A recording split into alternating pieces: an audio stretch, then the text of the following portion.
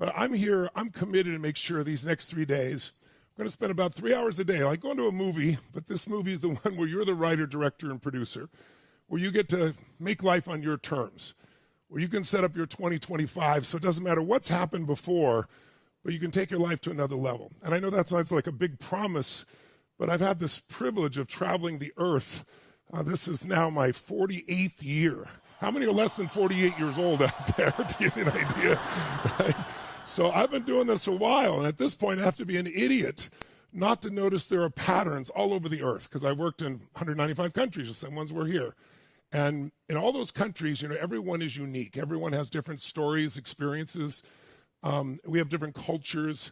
If I'm going to my friends in Asia, I know that the individual is not as important as the group, for example, and understand about saving face. If I go to a different country, I know there's certain unique things to each culture, and I love going to different countries and learning. But what I have found is that there's certain human needs, and they're universal. Because no matter where I've traveled in the world with this privilege to be alive at this time where I could literally travel the whole earth, it's been amazing to see that I see the same problems everywhere on earth. And because they're human problems. And they have nothing to do with just the way you were raised or what's your background. And by the way, if you got a message last night on on Instagram or on, I should say, Facebook at 3:30 or 4 or 4:30, even 5:15 this morning, that was really me. I was reading all your pieces last night. Couldn't stop watching the videos, those that gave it, and reading them, and I'm just so moved. So I just want you to know that I am, this is my mission. I've done this for a lifetime, 48 years, and I'm going to be 65 soon, and what I just want to do is share with you ways to be able to take your life to the next level. I hate to see people in suffering, and we all go through it at times, and I love to see people transform that into the joy of their life. And I am fortunate enough, because I've learned from so many people. It's not because I'm so smart, it's just I've spent so many years on people that are the most successful and the most challenged, that I've been able to see there are patterns. Patterns that'll make you angry, sad, frustrated, pissed off, stressed out. Patterns that make you grateful, excited, passionate, feel fully alive. And we aren't our patterns. People think there's something wrong with them sometimes. I was reading some of the forums last night. I was so moved by the inspiration of so many people overcoming so much. But you see the same patterns. We all go through extreme stress at some time. I don't care how good a person you are, how spiritual you are, how successful or rich you think you are, how many great friends you are. Everyone in our lives will experience extreme stress. Extreme stress looks like, your life seems to be fine, then all of a sudden something happens that just jolts you.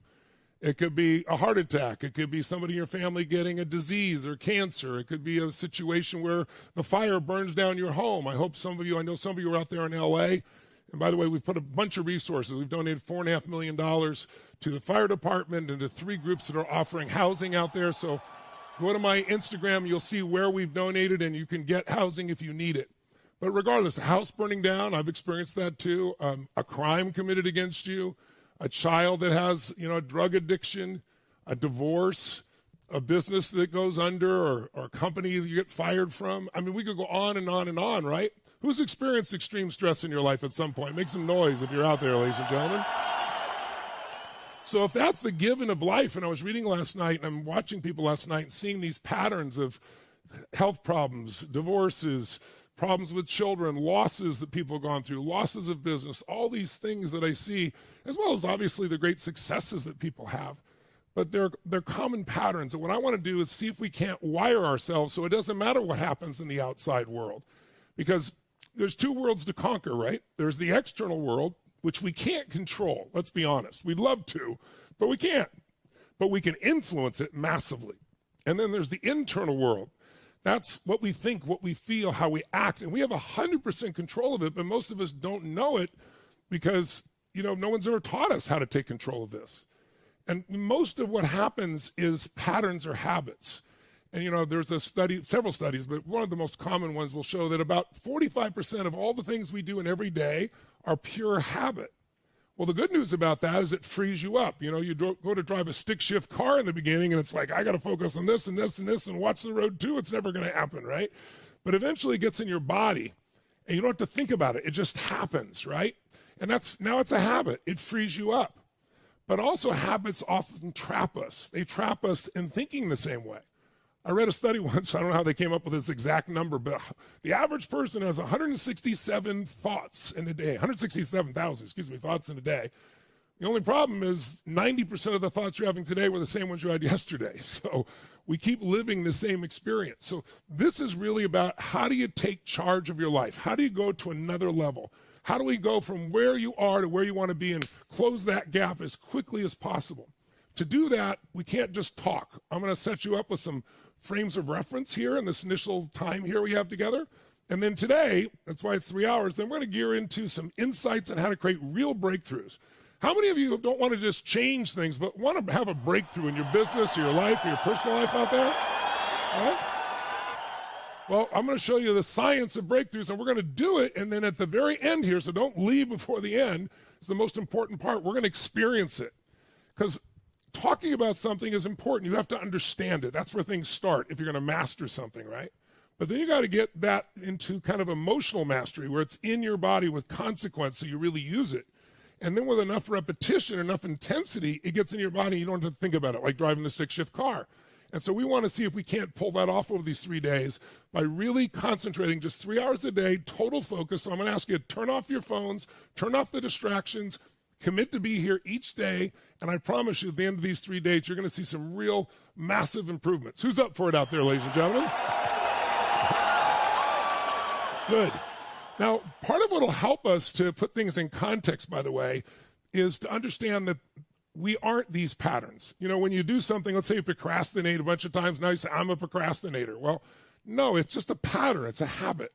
You are soul. You are spirit. You're a lot more than what you've done in the past. And whatever we've done in the past, no matter how painful it's been, it can change.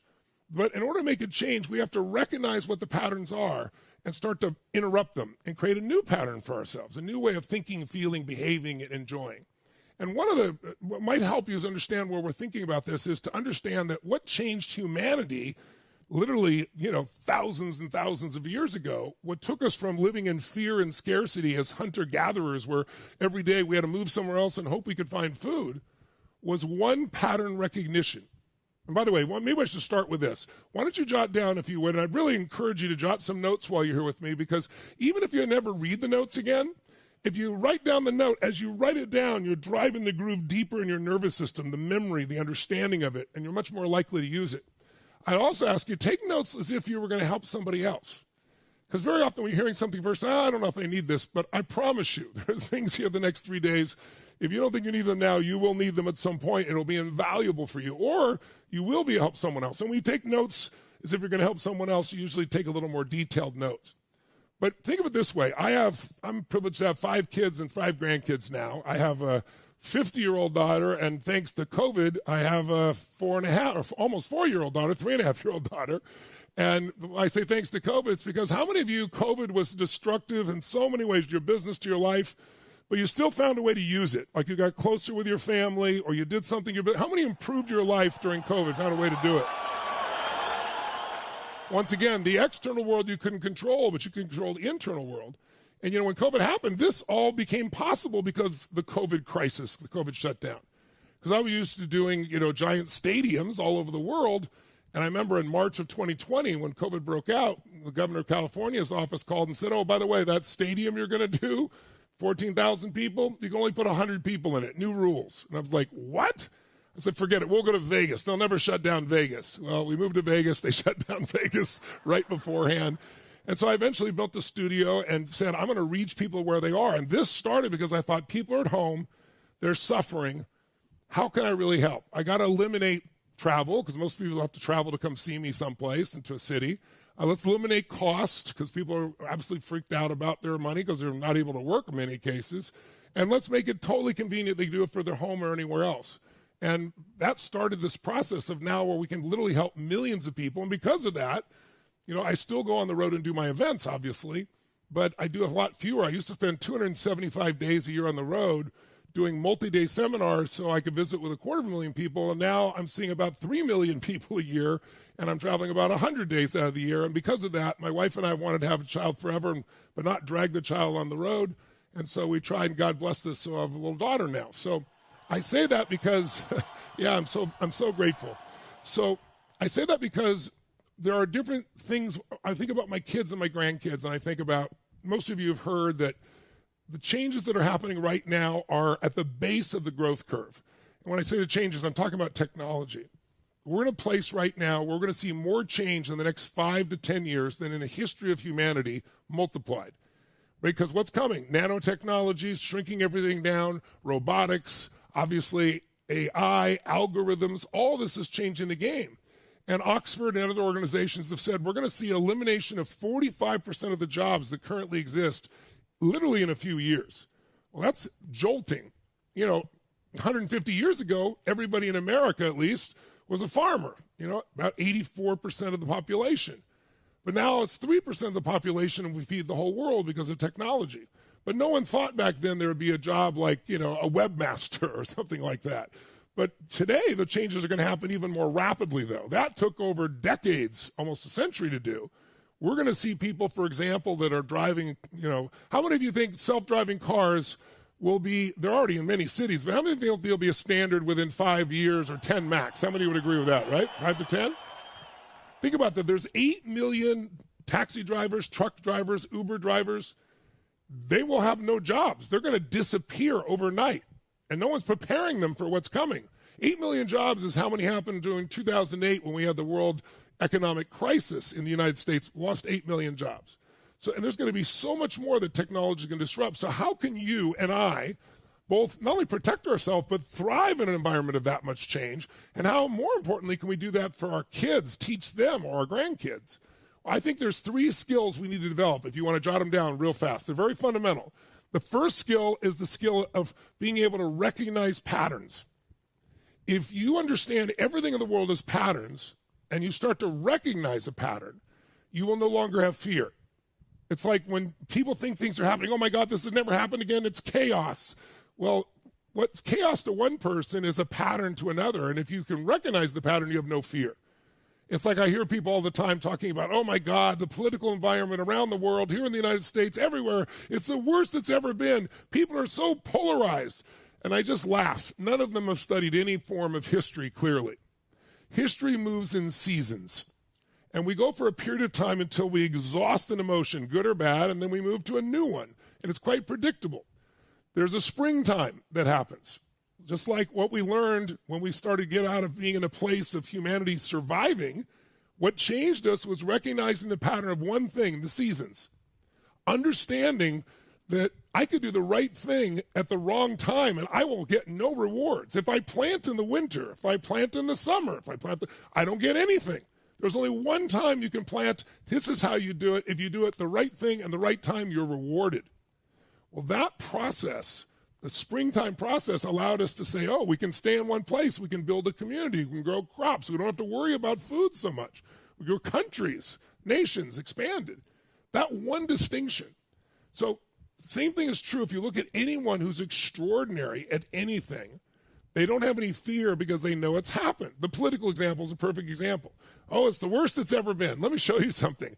Our founding fathers, let's say John Adams, right, and Jefferson, 2 magnificent human beings. When they're running for president, this is what they did, the founding fathers. Take a look on the screen. This is what Adams said on these placards. This is an actual placard that he put out to promote. Back then it wasn't TV commercials, but they had the same approach of a negative advertisement. If you elect Thomas Jefferson, murder, robbery, rape, incest, and adultery will be practiced throughout the land. Are you prepared to see your dwellings in flames, female chastity violated, or children writhing on the pike? I mean, my God, that makes it. But by the way, Jefferson responded back. He put these placards that John Adams is busy importing mistresses from Europe or trying to marry one of his sons to the daughter of King George. He's a hideous, hermaphroditical character with neither the force or firmness of a man nor the gentleness and sensibility of a woman. It's like, these are our founding fathers. It makes anything Republicans and Democrats ever said about themselves look gentle, doesn't it? See, we only have fear because it's an unknown. But we're looking at things. Most people, when things are going well, think it's going to go well forever. When things are going bad, they think it's going to go bad forever. And life is seasons. Well, I'm sure there were, but I mean, when I was because I was on the other side of the track, so to speak, I had a chip on my shoulder, right? You know, these people I thought were wealthy. They weren't even slightly wealthy. But when you don't have money for food, somebody that's well-fed looks like they're rich, right? And there were cliques, you know, if you weren't part of the clique. And I wanted to be an athlete, but we had no money to go to Little League or things of that nature. But when my forefather, Jim Robbins, came along, who adopted me, he was a former semi-pro baseball player. So we started playing and everything else. But, you know, I started when I was like 15 instead of like kids in my community were like 8, you know, playing rookie league. But I was so driven. I wanted to, it was a way of finding love with my father was by becoming better. Mm-hmm. And I also had huge drive because I just wanted to be more. I didn't want to settle.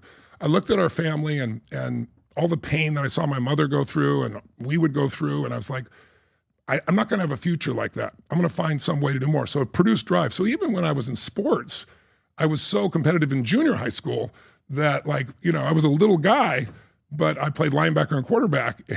And I would, during practice, guys would complain because I'd stick them so hard. And I'd say, you get strong. I mean, I'm half your size, but, you know, you get low, you can take anybody out, right? So I had this intensity in that level. But when I got to serving people, that disappeared. It wasn't like I wasn't competing with anybody. I was competing with what I was capable of. And, you know, I'd read so many autobiographies. And I remember Dr. J saying, in fact, when I met Jordan years later, I asked him, you know, what is it that's made you the best in the world? Is it God-given talent? Is it skill? Is it ability? Is it what is it? And he was cool. He said, listen, to me, I don't have fame, you know, anything with you. It's like, I got a lot of God-given talent. But he told me about when he was in high school and the coach cut him because he said, you're not the best player because you're not maximizing your abilities, right? 10th grade. And he said, so now I don't compete with anyone. I compete with the best I can be. Every day, my goal is to find a way to do more than I've ever done before within me. I'm not competing with anybody else. And I called him, I said, that was Dr. J's philosophy. And I'll never forget his face. He goes, you know that? You know, because I read his autobiography. So early on. Like Julius Erving, Dr. J. Yeah, Julius Erving. Got it, yeah. And he was, you know, he was the champion at his stage of life, right? So from he was early a Michael on, before Michael. Yeah, so from early on, it's like I'm competing with the next level of who I am. I'm not competing with anybody else. There's nobody to compete with. You know, it's like there's a different level I'm here to deliver. When did it get to the, because even with Michael, did you see the documentary Last Dance? Yes, of course. Okay, so